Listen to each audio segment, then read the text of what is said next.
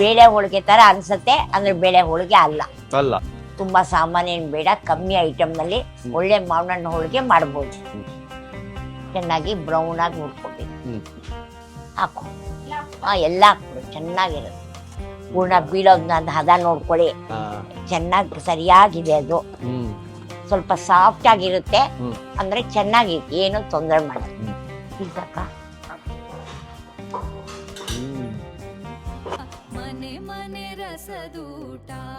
ಎಷ್ಟು ಚಂದ ಕಾಣ್ತದ್ರಿ.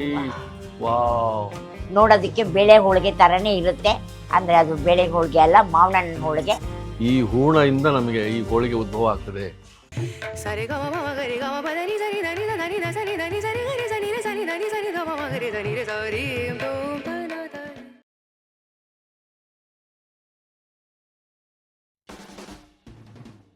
ನಮ್ಮ ಶೈಲಿಯ ಒಳ್ಳೆ ಮಾವಿನ ಹಣ್ಣಿನ ಹೋಳಿಗೆ. ಅದಕ್ಕೆ ಬೇಕಾಗಿರೋ ಸಾಮಾನು ಹೇಳ್ತಾ ಇದ್ದೀನಿ. ಇವಾಗ ಫಸ್ಟ್ 1 ಕಪ್ ರವೆ, ಅಂದ್ರೆ 100 ಗ್ರಾಮ್ ರವೆ. ಆಮೇಲೆ 1 ಬಟ್ಲು ಒಣ ಕೊಬ್ಬರಿ, ಅದಕ್ಕೆ ಬೇಕಾಗಿರೋಷ್ಟು ರುಚಿಗೆ ತಕ್ಕಷ್ಟು ಬೆಲ್ಲ. ಮಾವಿನ ಹಣ್ಣು ಸಿಹಿ ಇರೋದ್ರಿಂದ ತುಂಬಾ ಬೆಲ್ಲ ಬೇಡ. ಮೇಲೆ ಒಂದು ಸ್ವಲ್ಪ ರುಚಿಗೆ ಗೋಡಂಬಿ ಬಾದಾಮಿ, ರವೆ ಹುರಿಯೋದಕ್ಕೆ ಸ್ವಲ್ಪ ತುಪ್ಪ, 2 ಮಾವಿನ ಹಣ್ಣಿನ ರಸ. ಇದು ಕಣಕ, ಹೋಳಿಗೆ ಮಾಡೋದಕ್ಕೆ ಒಳಗಡೆ ಇಡೋದಕ್ಕೆ ಇದು ಕಣಕ. ಇದಕ್ಕೆ 1 ಪಾವ್ ಚಿರೋಟಿ ರವೆ, 1/2 ಪಾವ್ ಮೈದಾ ಹಾಕೊಂಡಿದ್ವಿ. ಬಾತಿ ಕೈಲಿ ಇವಾಗ ಕಣಕ ಕಲ್ಸಕ್ಕೆ ಕೊಡ್ತೀನಿ. ಚೂರು ಚಿಟಿಕೆ ಅರಿಶಿನ ಹಾಕು, 1 ಚಿಟಿಕೆ ಹಾಕೊಂಬರಿ. ಹಾಕೋ ಸಾಕು. ಬೇಳೆ ಹೋಳಿಗೆ ತರ ಅನ್ಸತ್ತೆ, ಅಂದ್ರೆ ಬೇಳೆ ಹೋಳಿಗೆ ಅಲ್ಲ. ಅಲ್ಲ, ಮಾವಿನ ಹಣ್ಣಿನ ಹೋಳಿಗೆ.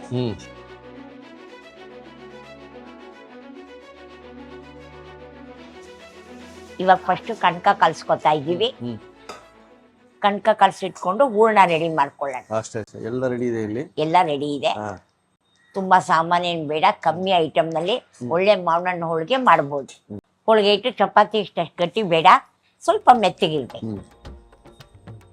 ಅವಾಗ ಹೋಳಿಗೆ ಚೆನ್ನಾಗಿ ಹರಡುತ್ತೆ.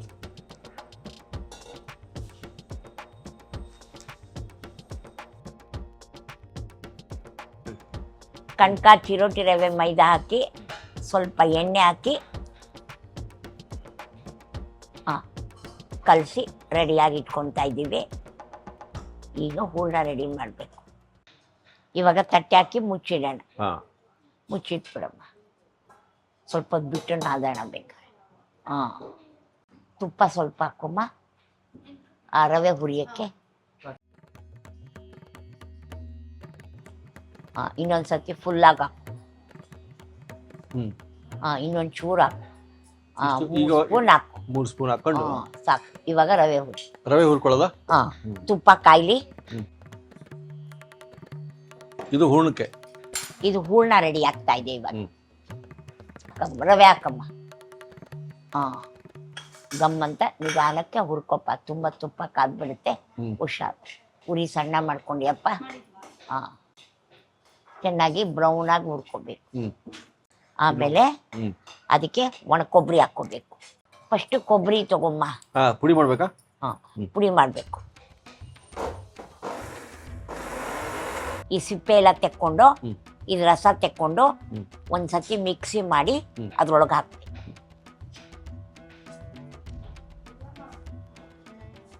ಎರಡು ಮಾವಿನ ಹಣ್ಣು ತೊಗೊಂಡಿದೀವಿ. 2 ಮಾವಿನ ಹಣ್ಣು. ಒಂದು 10 ಹೋಳಿಗೆ 12 ಹೋಳಿಗೆ ಆಗುತ್ತೆ. ನಾವು ಒಂದು 5 ಹೋಳಿಗೆ ಮಾಡೋಣ.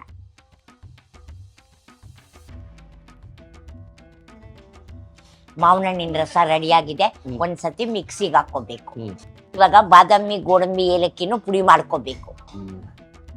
ಕೊಬ್ಬರಿ ತಗೊಂಬ ಬರ್ತಿ, ಹಾಕಮ್ಮ, ಫುಲ್ ಹಾಕು. ಆಯ್ತಾ? ಇವಾಗ ಮಾವಿನ ಹಣ್ಣು ಪಲ್ಪು ರೆಡಿಯಾಗಿದೆ. ಬಾಣಲೆ ಒಳಗೆ ಹಾಕೊಳ್ಳಿ. ಈಗಲೇ ಹಾಕ್ಬಿಡೋದಾ? ಈಗಲೇ ಹಾಕ್ಬಿಡೋದು. ಇದಕ್ಕೊಂದು ಸ್ವಲ್ಪ ಬೆಲ್ಲನೂ ಹಾಕ್ಬಿಡು ಬರ್ತಿ. ಹಾಕು. ಎಲ್ಲ ಹಾಕ್ಬಿಡು, ಚೆನ್ನಾಗಿರುತ್ತೆ. ಬೆಲ್ಲ ತಗೊಂಬದ್ಲು ಆ ಕೈ ಕೆಳಗಡೆ ಇಟ್ಟು ಬೆಲ್ಲ ತಗೋ. ರವೆ ಸೀದೋಗ್ಬಿಡು. ಇವಾಗ ಬಾದಾಮಿ, ಗೋಡಂಬಿ, ಏಲಕ್ಕಿ ಪುಡಿ ಮಾಡ್ಕೊ. ಎಲ್ಲ ಹಾಕ್ಬಿಡು, ನೋಡ್ಕೊಂಡು ಹಾಕು.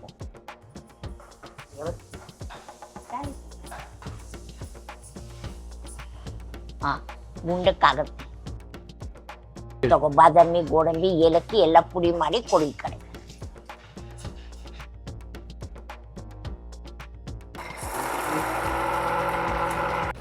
ಹೋಳ ರೆಡಿ. ಅದಕ್ಕೆ ಹೇಳಿದ್ದು ಸುಮ್ಮನೆ. ಹೂರ್ಣನೇ ಎಷ್ಟು ಚಂದ ಇದೆ ಅದು. ಹ್ಞೂ. ಈ ಹೂರ್ಣನೇ ಒಂದು ಗ್ಲಾಸ್ ಹಾಕೊಂಡು ತಿಂತಾ ಇರ್ಬೋದು ಅಯ್ಯೋ ಫಸ್ಟ್ ಕ್ಲಾಸ್ ಆಗಿ. ಅಲ್ಲ. ಏನೂ ಇಲ್ವಲ್ಲ, ರವೆ ಒಳ್ಳೇದೆ. ಇದು ಗೋಡಂಬಿ ಬಾದಾಮಿ ಪುಡಿ ಆಯ್ತು, ಓಕೆ. ಅದ್ರ ಮೇಲೆ ಹಾಕೋದೀಗ. ಇವಾಗ ಬಾದಾಮಿ ಗೋಡಂಬಿ ಹಾಕ್ಬಿಡು. ಹಾಕ್ಬಿಟ್ಟು 2 ಸತಿ ಹಿಂಗಂದ್ರೆ ಗಟ್ಟಿ ಆಗಿದ್ಯಮ್ಮ ಅದೀಗಾಗ್ಲೇ. ಬಾದಾಮಿ ಗೋಡಂಬಿ ಹಾಕಿದ್ರೆ ಒಳ್ಳೆ ರುಚಿ ಕೊಡುತ್ತೆ.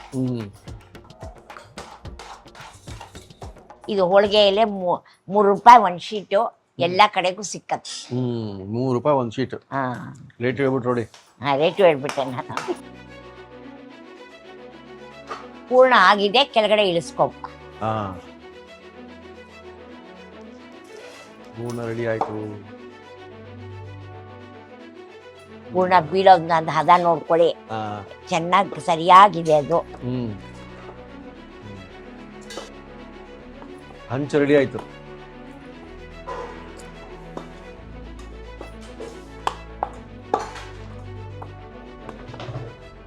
ಎಷ್ಟು ಆಗಿದೆ ಕಣಕ ಇನ್ನೊಂದು ಚೂರು. ಇವಾಗ ಕಣಕ ರೆಡಿ ಆಗಿದೆ, ಬೊಟ್ಟಿಗೆ ರೆಡಿ ಮಾಡ್ಕೊತಾ ಇದ್ದೀವಿ. ಮಾಡಿ ಮಾಡಿ ಇಟ್ಕೋಬೇಕು ಈ ತರ. ಸ್ವಲ್ಪ ಸಾಫ್ಟ್ ಆಗಿರುತ್ತೆ, ಅಂದ್ರೆ ಚೆನ್ನಾಗಿರುತ್ತೆ, ಏನು ತೊಂದರೆ ಮಾಡಲ್ಲ.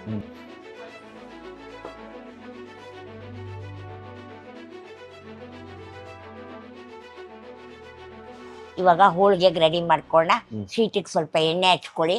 ಕಣಕ ರೆಡಿ ಮಾಡಿ ಇಟ್ಕೊಂಡು ಮಾಡಿರೋ ಉಂಡೆನ ಕಣಕದೊಳಗಿಟ್ಟು, ಕಣಕ ತಗೊಳ್ಳೋ ವಿಧಾನ 2 ಬೆಟ್ಟಿನ ಮಧ್ಯ ಎಷ್ಟು ಬರುತ್ತೆ ಅಷ್ಟು ಮಾತ್ರನೇ ಹಿಂಗೆ ಅನ್ಬೇಕು, ಅಂದ್ರೇನೆ ಅದು ಚೆನ್ನಾಗಿ ಬರೋದು.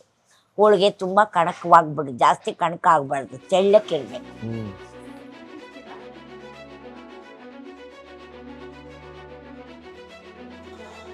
ಕಣಕ ರೆಡಿ, ಹೂರ್ಣ ರೆಡಿ,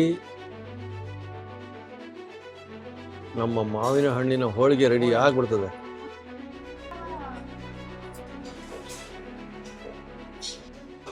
ಇವಾಗ ಕಣಕ ಪೂರ್ತಿ ಒಳಗಡೆ ಹೋಗಿ ಕ್ಲೀನಾಗಿ ಮುಚ್ಕೊಂಡ್ರೆ ಹೋಳಿಗೆ ಚೆನ್ನಾಗಿ ಬರುತ್ತೆ.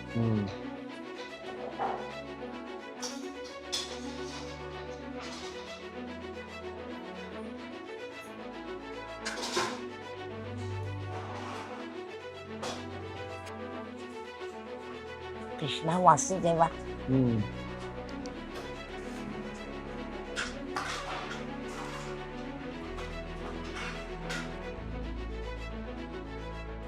ಹೋಳಿಗೆ ಸಲೀಸಾಗಿ ಸರಾಗಾಗಿ ಬರುತ್ತೆ. ಸ್ವಲ್ಪ ನಿಧಾನಕ್ಕೆ ಲಟ್ಟಿಸ್ಕೋಬೇಕು, ತುಂಬಾ ಊರ್ ಬಿಟ್ರೆ ಒಡೆದೋಗ್ಬಿಡುತ್ತೆ. ಇವಾಗ ಹೋಳಿಗೆ ರೆಡಿ ಆಗಿದೆ, ಬೇಕಾ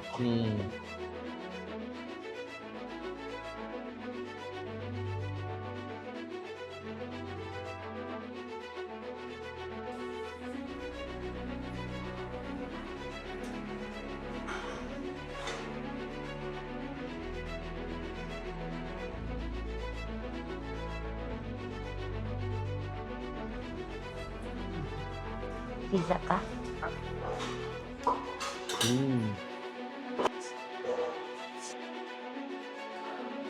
ಆಹಾ,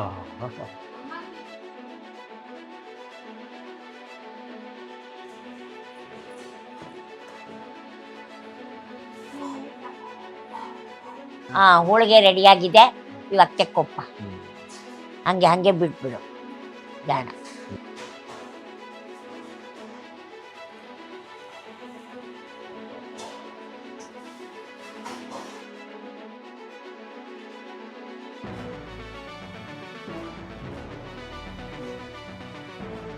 ಬರ್ತಿ, ಇನ್ನೊಂದು ತುಂಬಿಕೊಡು ಬರ್ತಿ ಬೇಗ. ತೆಗೆದ್ಬಿಡು, ಜಾಸ್ತಿ ಆಗುತ್ತೆ.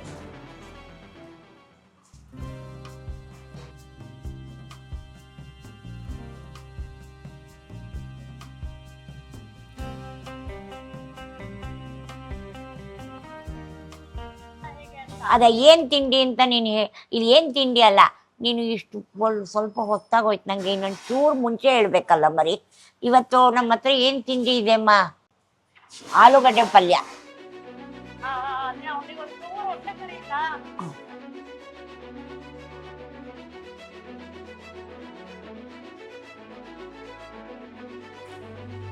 ಹಬ್ಬ 3ನೇ ಹೋಳಿಗೆ ಇಟ್ಬಿಡೋಣ.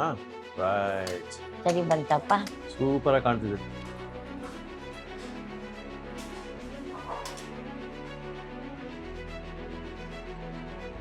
ನಾವು ಕಲಿಸ್ಕೊಂಡಿರೋ ಕಣಕ ಹೂರ್ಣದಲ್ಲಿ ಒಂದು 15 ಹೋಳಿಗೆ ಆಗತ್ತೆ. ನಾನು ಇವಾಗ 5 ಹೋಳಿಗೆ ಮಾಡಿ ನಿಮಗೆಲ್ಲ ತೋರಿಸ್ತಾ ಇದ್ದೀನಿ. ಇದು 5ನೇ ಹೋಳಿಗೆ. ಇದು 5ನೇ ಹೋಳಿಗೆ.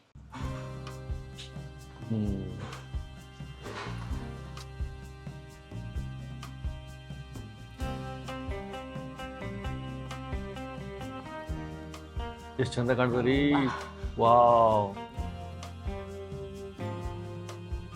ಇವಾಗ ಮಾವಿನ ಹಣ್ಣು ಹೋಳಿಗೆ ರೆಡಿಯಾಗಿದೆ. ಮಾವಿನ ಹಣ್ಣು ಹೋಳಿಗೆ ತಿನ್ನೋದಕ್ಕೆ ಭಾಳ ರುಚಿ, ನೋಡೋದಕ್ಕೆ ಬೇಳೆ ಹೋಳಿಗೆ ಥರನೇ ಇರುತ್ತೆ.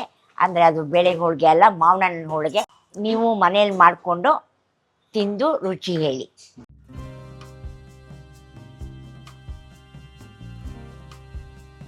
ನನಗಿದು ಪ್ರಥಮ ಬಾರಿಗೆ ಅಂತಾರಲ್ಲ, ಫಸ್ಟ್ ಟೈಮ್ ಇದು ಟೇಸ್ಟ್ ಮಾಡ್ತಿರೋದು.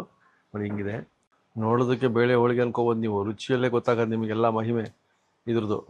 ನೋಡಿ ಟೆಕ್ಸ್ಚರ್ ಎಲ್ಲ ಸಾಫ್ಟು ಎಲ್ಲ ಇದೆ, ಹೂರ್ಣ ಎಲ್ಲ ಒಳಗಿದೆ.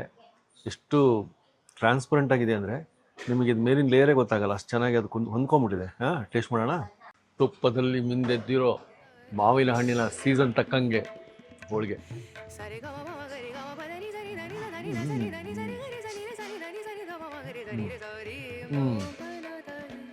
ನೋಡಿ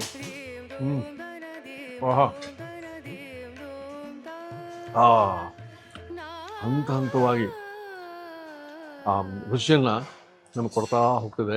ಯಾವ ರುಚಿ ಮಾವಿನ ಹಣ್ಣಿನ ಹೂರ್ಣ, ಆ ಹೂರ್ಣ ಮಾಡಿಕೊಂಡ್ರು ಮಾವಿನ ಹಣ್ಣು ಯೂಸ್ ಮಾಡಿ, ಅದೇ ಮೇನ್ ಇಲ್ಲಿ. ಯಾಕಂದರೆ ಹೋಳಿಗೆ ಎಲ್ಲರಿಗೂ ಗೊತ್ತು, ಕಣಕ ಬಗ್ಗೆ ಗೊತ್ತು, ಅದು ಹೇಳೋದೇ ಬೇಕಾಗಿಲ್ಲ. ಈ ಹೂರ್ಣದಿಂದ ನಮಗೆ ಈ ಹೋಳಿಗೆ ಉದ್ಭವ ಆಗ್ತದೆ. ಇದನ್ನು ತಿನ್ನೋದಕ್ಕೆ ಅಹಲ್ಯಾಮೂರು ಇರಬೇಕು, ಆ ಒಂದು ಕಾಲಮಾನದವ್ರು ಇರಬೇಕು, ನಮಗೆ ಅವರವ್ರ ರೆಸಿಪಿ ತೋರಿಸ್ಬೇಕು, ಹೋಳಿಗೆ ಸಿಗಬೇಕು, ತುಪ್ಪ ಇರಬೇಕು. ಆಹಾ, ನೀವು ಮನೇಲಿ ಮಾಡಿಕೊಟ್ರೆ ಎಲ್ಲರೂ ಶಬಾಷ್, ಸೂಪರ್. ಅಮ್ಮ, ನಮಗೆ ಒಳ್ಳೆ ಮಾವಿನ ಹಣ್ಣಿನ ಹೋಳಿಗೆ ಎಷ್ಟು ಚೆನ್ನಾಗಿತ್ತು ಅಂದರೆ ನಂಗೆ ಖುಷಿ ಆಗ್ಬಿಟ್ಟಿದೆ ಇವತ್ತು. ಬಾಯಿಗೆ ಬರೋಂಗ್ ವಾಸನೆ ಚೆನ್ನಾಗಿತ್ತು, ಭಾಳ ಚೆನ್ನಾಗಿತ್ತು. ಸೊ ಹಾಗಾಗಿ ಈಗ ನಮ್ಮ ತಂದೆಯವರು ಈ ಸಮೃದ್ಧ ಕರ್ನಾಟಕ, ಪ್ರಜಾವಾಣಿ, ಹೀಗೆ ಹಲವಾರು ಪತ್ರಿಕೆಗಳಿಗೆ ಸಣ್ಣ ಸಣ್ಣ ನೀತಿ ಕಥೆ ಬರೀತಿದ್ರು ಮಕ್ಕಳಿಗಾಗಿ. ಅವನ್ನೆಲ್ಲ ಸಂಗ್ರಹಿಸಿ ಒಂದು ಸಣ್ಣ ಬುಕ್ ಮಾಡಿದೀವಿ, ಮಕ್ಕಳಿಗೆ ಇಷ್ಟ ಆಗಲಿ ಅಂತ, ನೀತಿ ಕಥಾ ಸೌರಭ ಅಂತ. ಅದು ನಿಮ್ಮೊಂದು ಕಾಪಿ ಕೊಡ್ತೀನಿ, ಓದಿ. Thank you. ಆಹಾರ ಸಂಸ್ಕೃತಿ ಸೊಗಸು ಇಲ್ಲಿದೆ, ಪಾಕಶಾಸ್ತ್ರದ ವಿಧ ವಿಧ ಪ್ರಯೋಗ, ನೋಡುಗರಿಗೆ ಹೊಸ ರುಚಿ ಯೋಗ, ಮನೆ ಮನೆ ರಸದೂಟ, ಮನೆ ಮನೆ ರಸದೂಟ. ಇನ್ನೂ ಅನೇಕ ಸ್ವಾದಿಷ್ಟ ರೆಸಿಪಿಗಳಿಗಾಗಿ ಸಬ್ಸ್ಕ್ರೈಬ್ ಮಾಡುವುದನ್ನು ಮರೆಯಬೇಡಿ.